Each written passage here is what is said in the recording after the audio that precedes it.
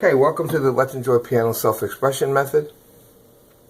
Today we're going to look at Moon River, a classic song by Johnny Mercer and Henry Mancini.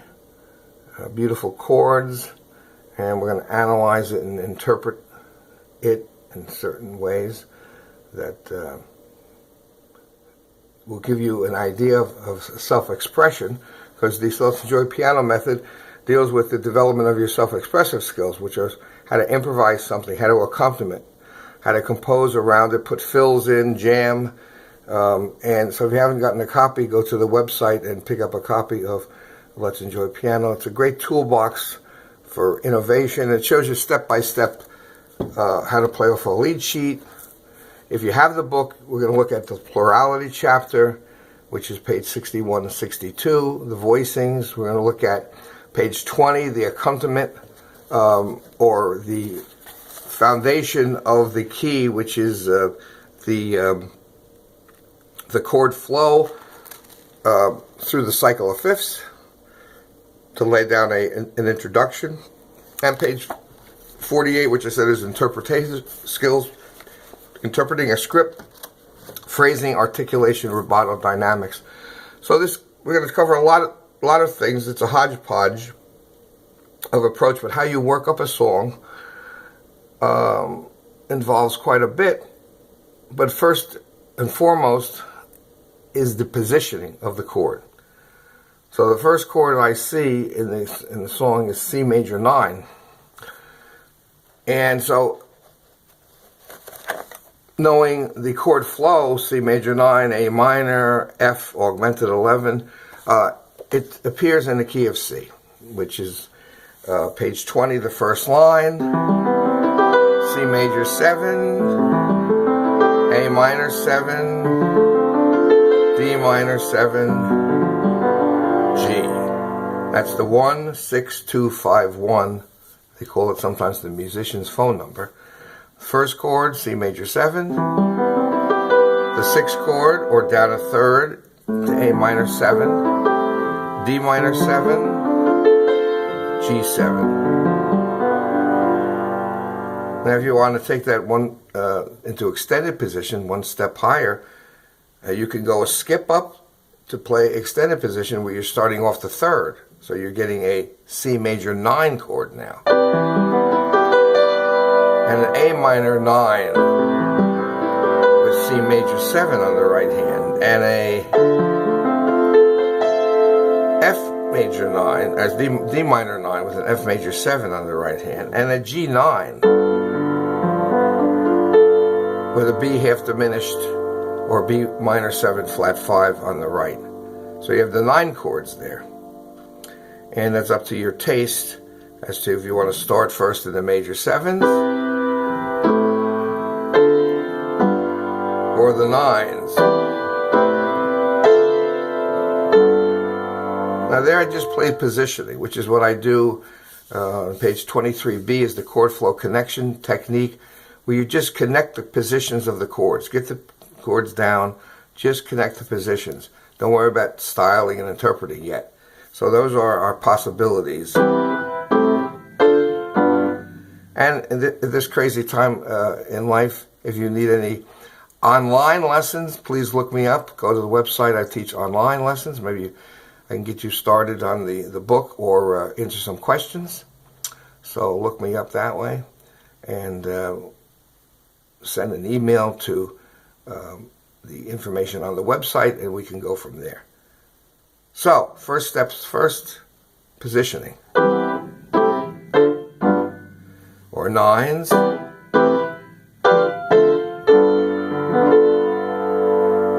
I have that down. And now Moon River's in 3/4. I do it in 4/4. So I'm going to have 4 beats on a measure.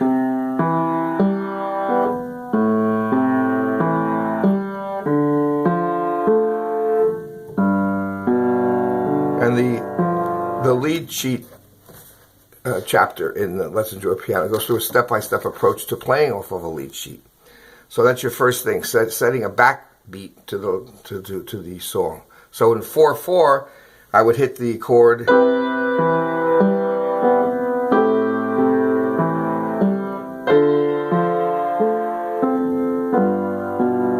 That's your basic 4/4, and I'll be touching on just basic ideas. You can do so many things, but just a basic idea. And with the left hand subdued and the right hand playing block and the left hand roll there, or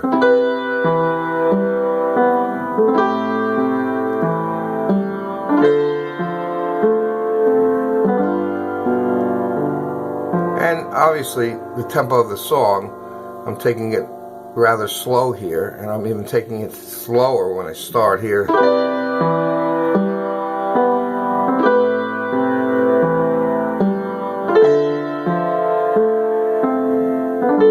That's with the 9 chords. And if you look at the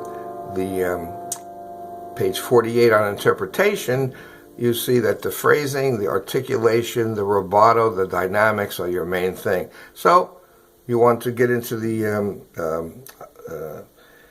phrase of the melody.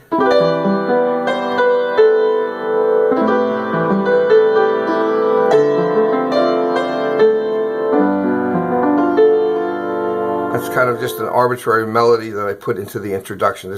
We haven't gotten to the song yet, we're just doing a little introduction. So I'm going to put a little rubato, which is that push and pull.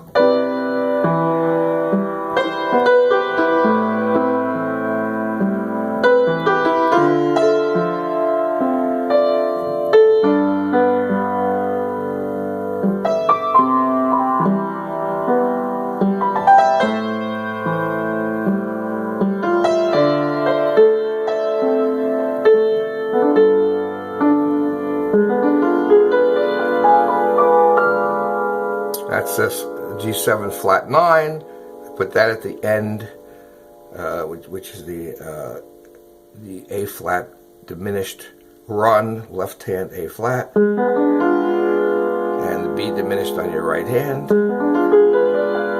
Now I set the stage, the tempo, the key, the feeling, and you have to keep in mind that there's no right answers here. You can do it in different ways that you want to. You can just set the stage for whatever you want to do with this. I could set it as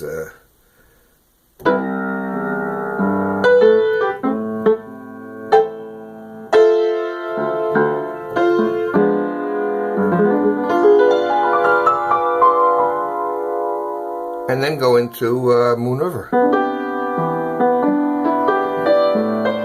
That would be more of a lilt sound. So anyway, that's a little idea on interpretation, but let's look at how we do this now. So now I have the position of Moon, which is C major 9. If I don't know the 9 chords, I look at what the 7 chord. C major 7 is E minor on the right hand, and you have to split it. It's called a 1-to-3 split, the root and the bass, and the right hand playing the plurality, which is the chord within the chord. So there is your E minor 7, or E minor is part of the C major 7. So I have to turn the E minor around, I make sure I get G on the top. And there's various rules that you do that. So on page 44A deals with the formula for putting the chords in a targeting the triad. You can go on the website and go to a tutorial stating targeting triads, and that kind of covers that. So when you target a chord, when you target a root position chord, you're targeting the thumb. First inversion chord, you target the root on your pinky. And a second inversion chord, you target your root on your third finger. So I need the G as the melody for Moon River. So the right hand would be playing the E minor 7, or the E minor. If I wanted the E minor 7, you add in the color note of D. Now another way of doing it is just take a C chord. There's what it is, Moon. And you can add the color here. There's the major 7, C major 7. So there's many ways to lay it out. But what you're doing, when you're doing that, you're playing an E minor second inversion here. So you have to know your triads in inversion. So the first thing I do before anything is just get my positioning down, and then I write it down. So C major 9 would be, or C major 7 would be E minor second inversion. And now if you go to the next chord, A minor, has a D note as the melody. So I can put the D note, attach it to A minor. It falls into A, falls into C. And you can see that is an 11. We're 4 away from the root. Or you could make it into an 11, which is a minor 7 off the 5th. Now, that's a standard 11 chord. That's on page 61. But I'm kind of giving you an overview of everything of positioning. You'll have to study each one of these things individually. And I've had a number of students that have analyzed the positioning and wrote them down and are ready to go on interpretation. So we're going to get into that. But that's what you have to go through for positioning. This next chord is a F augmented 11, which is on page 64. It's an altered chord. And how you make it augmented 11 is you put a augmented chord off the 7. So it says F augmented 11. How do I know it's an augmented 11? Well, the melody note is B. And B is an 11 of F. The melody note dictates the whole position. But B flat is the 11 of F, but B natural is the augmented 11.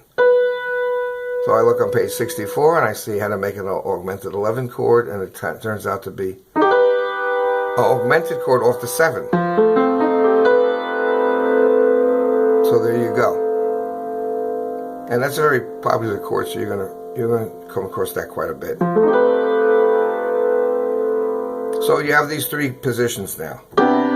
There's moon, there's river, or river, or river, and here's wider than a mile.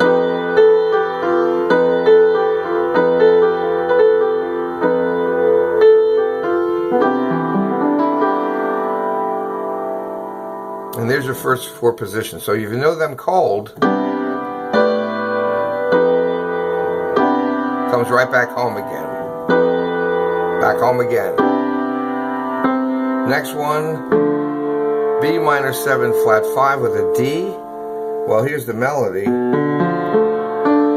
Here's the chord. B minor 7 flat, and there's the D. So a minor 7 flat 5, maybe you will know this, but there's a minor chord at the top of a minor 7 flat 5. So B, D, F, A, there's a D minor. So I take that D minor, flip it to first inversion, and I like this as a slash chord, B minor 7 flat 5. I've put this as a D bass.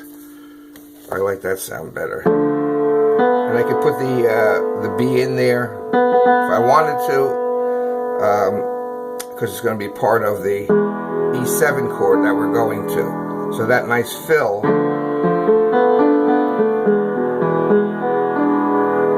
and therefore you can kind of wiggle it.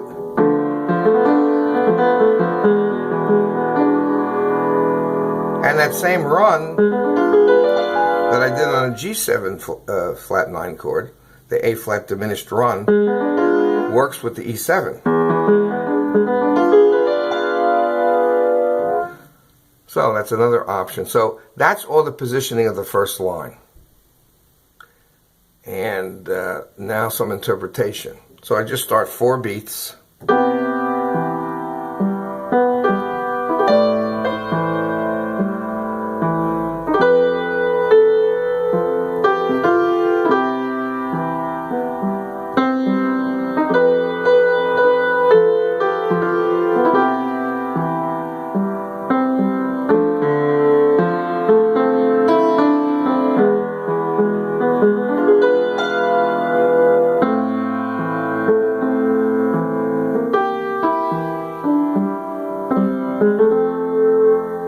Okay, so what did I do all there? Well, I kept a straight 4 beat and I just put some rubato interpretation. You kind of, if I just played the positions, you have to get a feel with just the positions.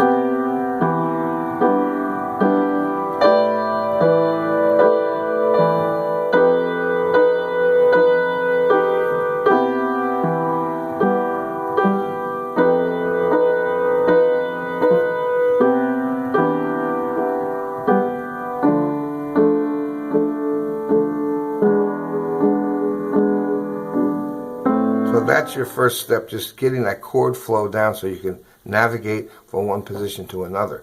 If I did it in straight, instead of quarter notes, if I did in eighth notes, and 3 and 4 and 2.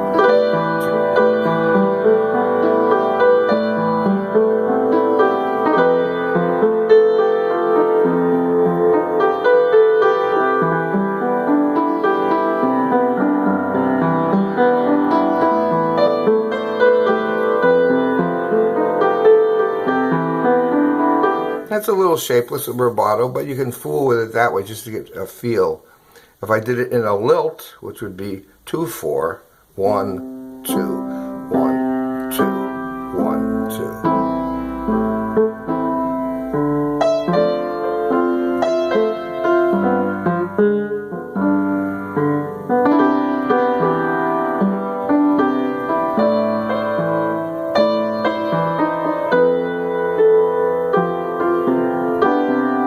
Where the beat is 1 and 2, or 1 and 2. It's like a 6/8. 1, 2, 3, 4, 5, 6. 1, 2, 3, 4, 5, 6. It's a hard thing to feel, but it would start it this way in the 6/8 sound.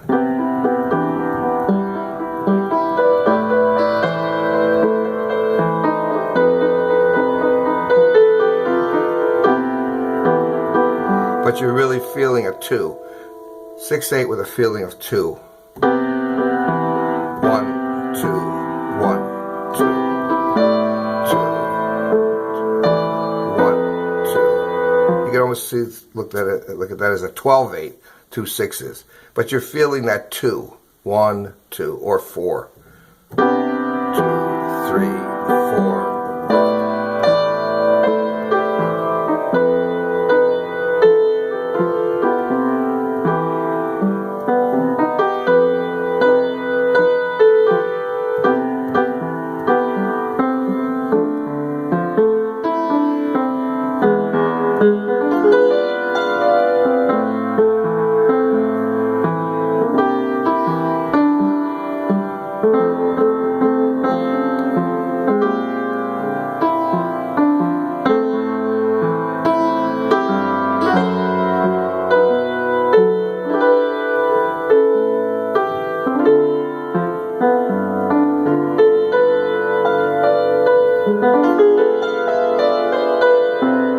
I'm back home again. So what did I do in that line? Well, I'm going to do part 2 because I think we've done long enough on this part. And we'll look at part 2 and then we'll look at the coda, and we should have the whole song together because there's a lot of stuff in here. Great tune. That's what makes the masters masters. Okay, so stay tuned for part 2. And enjoy. Any questions, email me, maybe online, do some lessons, but be watching for the next video. Subscribe to the channel so that you can get the next download that I will be doing, and you get notified. Okay, thank you very much.